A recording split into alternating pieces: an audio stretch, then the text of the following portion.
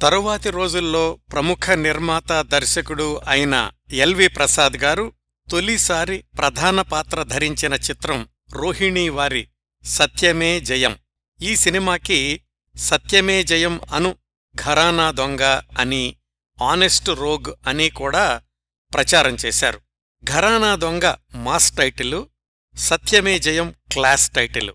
ఈ ప్రయోగం చేసిన ఈ సినిమా దర్శకుడు తెలుగు టాకీ పులి హెచ్ఎం రెడ్డిగారు.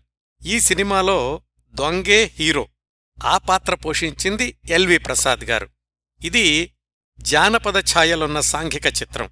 ఎల్వి ప్రసాద్ గారు హెచ్ఎం రెడ్డిగారికి అసిస్టెంటుగా దర్శకత్వ శాఖలో కూడా పనిచేశారు. ఈ సినిమాకి మాటలు పాటలు రాసింది సదాశివబ్రహ్మంగారు. స్క్రీన్ ప్లేలో భాగస్వాములు దర్శకుడు హెచ్ఎం రెడ్డిగారు, రచయిత సదాశివబ్రహ్మంగారు, అసిస్టెంట్ డైరెక్టర్లు ఎల్వి ప్రసాద్, తంగిరాల హనుమంతరావు గారు. ఈ చిత్రంలోని ఇతర పాత్రల్లో ఎస్పి లక్ష్మణస్వామి, సదాశివరావు, కోటేశ్వరరావు, బేబీ రోహిణి, కుమారి సరళ, తిలకం, శాంతాబాయి మొదలైనవారు నటించారు. ఈ సినిమా 1942లోనో 43లోనో విడుదలయ్యింది.